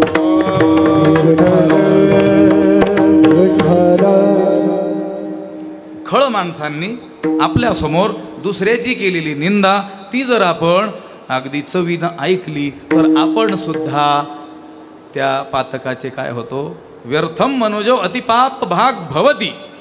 भगवान भाष्यकार शंकराचार्यांनी प्रबोध सुधाकरामध्ये असं म्हटलेलं आहे की कुणी एखादा दुर्जन माणूस परस्य निंदाम शृणोती करणाभ्याम त्याने केलेली निंदा आपण आपल्या कानांनी जर ऐकली तर व्यर्थम फुकटच काही श्रम न करता माणूस मोठ्या पापाचा वाटेकरी होतो. विठ्ठल म्हणजे जो गृहस्थी पुरुष परोपकारी आहे, जो दुसऱ्याची निंदा करणं जाणत येती निंदकापासी अशेषही पापे. ती सगळी पाप राहिलेली शिल्लक राहिलेली सगळी पापं कुणाजवळ येतात? निंदकाजवळ येतात. ज्ञानोबारायांनी सांगितलं म्हणून कुणाची निंदा करू नये. कोणी करत असेल तर ती चवीनं ऐकू देखील नाही. परोपकारी नेणे परनिंदा. परस्त्रिया सदा बहिणी माया. आणि परस्त्रियांकडे पाहत असताना एकतर मातृभावानं किंवा भगिनी या दृष्टीनं पाहिलं पाहिजे. असा जर कोणी गृहस्थी असेल तर उत्तमची गती तो एक पावेल. तो उत्तम गतीला प्राप्त होईल. उत्तम भोगील जीव खाणी भूत दया गाई. पशूंचे पालन तान्हेल्या जीवन वना माझी. अजून काय केलं पाहिजे त्या गृहस्थी पुरुषानं तर भूत दया. भूतमात्रांविषयी त्याच्या अंतकरणात दयेचा काय असला पाहिजे? भाव असला पाहिजे. कोण्याही जीवाचा न घडो. मत्सर कोणत्याही जीवाचा त्याच्याकडून घडू नये. सर्व जीवांविषयी दयेचा भाव त्याच्या अंतकरणात असला पाहिजे. भूतदया. गायी पशूंचे पालन. आता गायी हा शब्द वेगळा आहे इथं अभंगात आणि पशूंचे पालन पशु शब्द वेगळा आहे. याचा अर्थ तुकाराम महाराजांच्या दृष्टीनं गाय हा केवळ पशु नाही. विठ्ठला. गायीचा अंतर्भाव जर पशुत होत असता तर गायी हा शब्द वेगळा वापरण्याची गरज पडली नसती. काही लोक म्हणतात जरा जास्त शहाणे असलेले गाय हा फक्त एक उपयुक्त पशु आहे. तुम्ही हिंदू लोक म्हणतात त्याप्रमाणे काही त्याच्यामध्ये 33 कोटी देवाचं वास्तव्य वगैरे काही नाही आहे असं काही स्वतःला दीड शहाणे समजणारे लोक म्हणत असतात. मला वाटतं शहाणं त्यालाच समजलं जातं अलीकडं जो काहीतरी संस्कृतीवरती विकृत बोलतो. पण ज्याला प्रसिद्ध व्हायचंय किंवा ज्याला लोकांनी आपल्याला विद्वान समजावं असं ज्याला वाटतंय त्याने फक्त संतांवर काय करायची, टीका करायची की झालाच तू प्रसिद्ध. विठ्ठला. होत दया गायी पशूंचे पालन, ताण्हेल्या जीवन वना माझी, वना माझी ताण्हेल्या जीवन. ताण्हेल्या माणसाला जीवन पाणी पाजणं कुठं, वना माझी. घरात तर कोणी पाजेल आहे म्हणून लक्षात आलं. पण आपण वनात आहोत आणि त्या वनामध्ये आपल्याकडे थोडंसंच पाणी आपल्यापुरतं आहे, पण तिथं आपल्यापेक्षा अतिशय आवश्यकता एखाद्याला पाण्याची असेल, त्याचा जीव जाऊ शकतो जर पाणी तो घोटभर पेला नाही तर. त्यावेळेस हे फक्त उपलक्षण घेतलेलं आहे परोपकार सांगण्याकरता. लक्षात आलं का. ताण्हेल्या जीवन वना माझी म्हणजे आपल्याकडे आपल्यापुरतीच जरी सामग्री असली पण आपल्यापेक्षा अधिक गरज एखाद्याला असेल तर तिथं त्या गोष्टीचा त्याग करणं असं लावून घ्या. विठ्ठला. अजून त्या गृहस्थी पुरुषाच्या जीवनात काय असलं पाहिजे. शांतिरूपे नव्हे कुणाचा वाईट, वाढवी महत्व वडिलांची शांतिरूपे. त्याने आपल्या जीवनामध्ये शांती धारण केली पाहिजे. लक्षात आलं का. शांती परते नाही सुख, एर वाऊगेची दुःख म्हणून शांती धरा, उतराल पैल तिरा. अशांतस्य कुतः सुखम. जो शांत नाही, अशांत आहे, त्याला सुख कुठून आलंय. म्हणून काय चरण म्हटलं. शांतिरूपे नव्हे कोणाचा वाईट, कोणाचा वाईट नव्हे, कोणाचंही वाईट करण्याची जो जाणत नाही, कोणाचंही वाईट आपल्या हातून अनिष्ट जो करत नाही. आणि वाढवी महत्त्व वडिलांचे. आणि असं काहीतरी करतो की आपल्या वाडवडिलांचं महत्त्व वाढेल, त्यांच्या नावलौकिकाला साजेसा असा व्यवहार करील, किंबहुना त्यांनी मिळवलेली जी प्रतिष्ठा आहे ती आणखी जो वाढवेल असा जो कोणी गृहस्थ असेल. उत्तमची गती तो एक पावेल, उत्तम भोगील जीव खाणी. उत्तम गतीला प्राप्त होईल आणि उत्तम जीव खाणी आपल्या तो काय करील, भोगेल. असो. आता तुकाराम महाराज सांगतात की गृहस्थी पुरुषाने, गृहस्थाश्रम, त्या गृहस्थाश्रमामध्ये असलेला जो पुरुष आहे संसारी, लौकिक दृष्टीने ज्याला संसारी असं म्हणतात, त्या पुरुषानं जर, पुरुष म्हणजे स्त्री, स्त्री पुरुषानं जर या अभंगातील 5 चरणांमध्ये किंबहुना 4 चरणांमध्ये ध्रुवपद जर सोडलं, तसं वर्तन केलं, तसं नाही तसंच वर्तन केलं. लक्षात, च महत्त्वाचं आहे. लक्षात आलं का. तसंच वर्तन केलं तर त्याला त्या आश्रमाचं म्हणून शास्त्रानं सांगितलेलं जे फळ आहे ते प्राप्त होईल. अभंगाचं शेवटचं. तुका म्हणे हेचे आश्रमाचे फळ, तुका म्हणे हेचे आश्रमाचे फळ, तुका म्हणेचे आश्रमाचे फळ, तुका म्हणे आश्रमाचे फळ, तुका म्हणे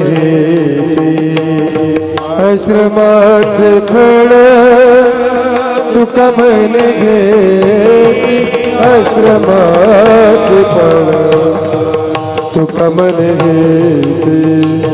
आश्रमाचे फळ, म्हणे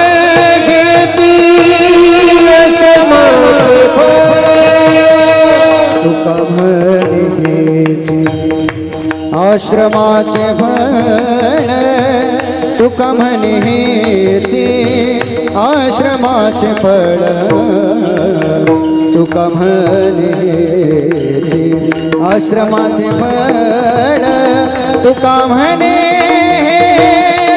आश्रमाचे फळ,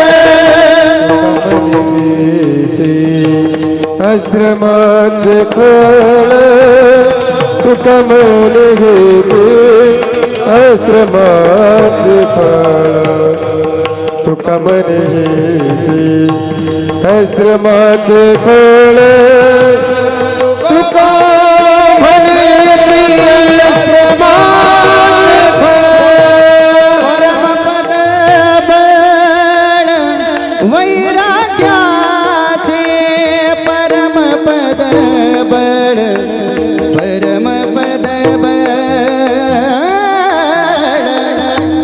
परमपद बळ वैराग्याचे वैराग्याचे परमपद बळ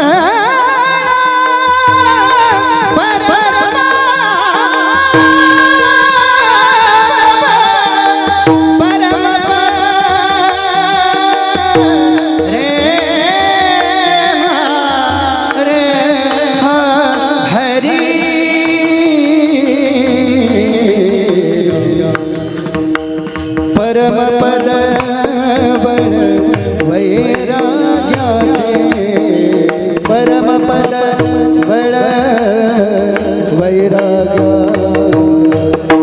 उत्तम चिगती तो एक पावील उत्तम चिगती तो एक पावील उत्तम चिगती तो एक पावील उत्तम चिगती तो एक पावील उत्तम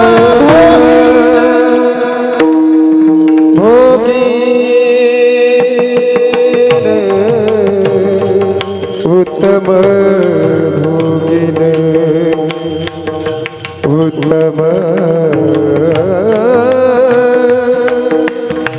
ए भोगिन उत्तम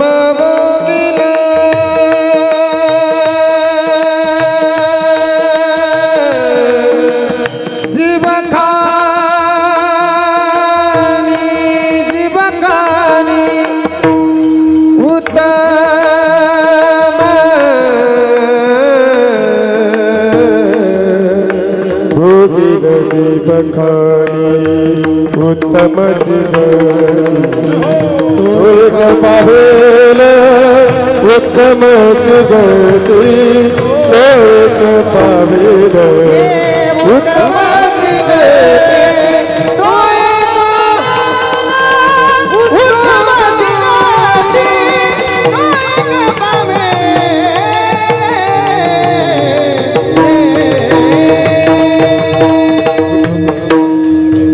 पार कुमार पार कुमार पार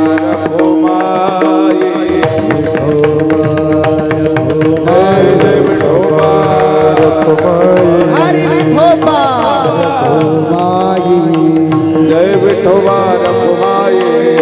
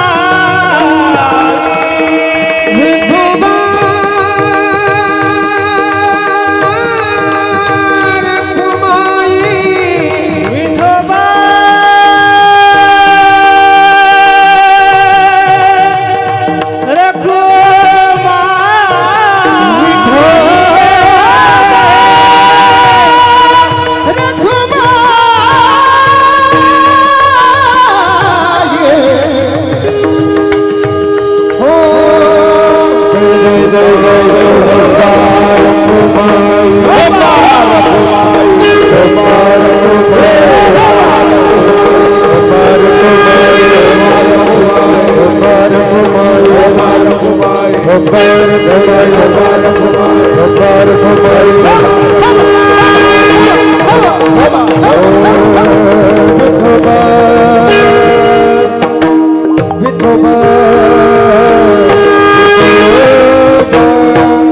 तुका म्हणे हेची आश्रमाचे फळ परमपद बळ वैराग्याची परमपद ब्रह्मपद परमात्मपद ते प्राप्त करण्याचं असलेलं वैराग्य बळ ते कशाने प्राप्त होईल?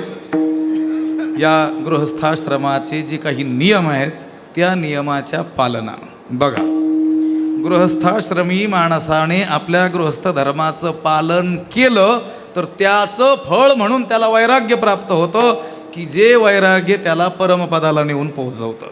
लक्षात आलं का? तुका म्हणे हिची आश्रमाचे फळ परमपद बळ वैराग्याची. ज्ञानोबराय म्हणतात, तया सर्वात्मका ईश्वरा स्वकर्म कुसुमांच्या विरा पूजा केली होय अपारा तोषा लागी मग तिये पूजी रिझलेणी आत्मराजे वैराग्य सिद्धी देईजे पसायतया. तो परमात्मा प्रसन्न होऊन प्रसाद म्हणून त्याला वैराग्यरूपी सिद्धी देतो, की जी वैराग्य सिद्धी आवश्यक आहे परमपद प्राप्तीकरिता. म्हणून गृहस्थी माणसांकरिता काही नियम सांगणारा हा अभंग, त्याचं चिंतन काहीसं चिंतन या ठिकाणी करण्याचा आपण प्रयत्न केला. असो हे राजयोग नावाचं मंगल कार्यालय आणि त्याच्या उद्घाटनानिमित्तानं असलेली ही एक दिवसीय नैमित्तिक कीर्तन सेवा. आमची सगळी गुरुजन मंडळी गुरुबंधू मंडळी या ठिकाणी उपस्थित आहेत. सगळ्यांच्या उपस्थितीमध्ये ही सेवा करण्याचा आपण या ठिकाणी प्रयत्न केला. वैकुंठवासी काका, आम्ही त्यांना काका म्हणायचो. सिद्धू भाऊ तुम्ही काही म्हणतात, सिद्धू शेठ काही जण म्हणायचे, पण आम्ही त्यांना काका असं म्हणायचो. त्या काकांचा आणि सर्व विद्यार्थ्यांचा सर्व वारकऱ्यांचा अतिशय निकटचा जिव्हाळ्याचा असा संबंध राहिलेला आहे. त्या ऋणानुबंधातून ही सेवा माझ्याकडे आली. काकांनी उभारलेल्या त्या धर्मशाळेमध्ये जवळजवळ 7 वर्षे एकाच ठिकाणी राहण्याचं सद्भाग्य आम्हाला प्राप्त झालं. आळंदीतील जी काही साधना आहे अभ्यासाची ती त्या ठिकाणी आम्ही करण्याचा काही प्रयत्न केला. आमचे आदरणीय शिंदे महाराज यांनी आम्हाला त्यावेळेस खूप चांगल्या रीतीनं सांभाळलं आणि प्रत्येक महिन्याला किंवा महिन्यातून 2-1 वेळेस तरी काकांचं येणं व्हायचं. आणि वारीमध्ये वारी जी सुरुवात केली, दिंडी सुरू केली त्यांच्या पूज्य पिताश्रींच्या नावानं, त्या दिंडीचा सगळा भार सिद्धू भाऊ, म्हणजे तुम्ही ज्यांना भाऊ म्हणतात, आमचे काका, ते सर्व सांभाळायचे. आज तागायत ती दिंडी त्यांच्या वैकुंठ गमनानंतर देखील अव्याहतपणे चालू आहे. महादेव देखील त्या काकांच्या पावलावर पाऊल ठेवून चाललेला आपल्याला दिसून येतो. अनेक वारकऱ्यांनी देखील आम्हाला सांगितलं आणि इथली संबंधित जी माणसं आहेत आजूबाजूची त्यांनीही सांगितलं की जसे सिद्धू भाऊ होते, सिद्धू शेठ होते म्हणजे काका होते, अगदी त्याचप्रमाणे त्याच नियमानं अगदी तशाच पद्धतीनं परोपकारी जीवन जगणारे आमचे महादेव भाऊ आहेत. असो, अत्यंत कष्टमय जीवन जगून काकांनी हे मोठं वैभव प्राप्त केलं. जोडून या धन उत्तम व्यवहारे आणि उदास विचारे वेच करी, हे देखील आम्ही 7 वर्षे तिथं काय केलेलं आहे, पाहिलेलं आहे. असो, या अभंगाचं काहीसं चिंतन या ठिकाणी केलं. झालेली सेवा भगवंताच्या चरणी समर्पित करून आपण या ठिकाणी थांबूया. ज्ञानेश्वर महाराज ज्ञानेश्वर महाबली, ज्ञानराज महाबली महाराज.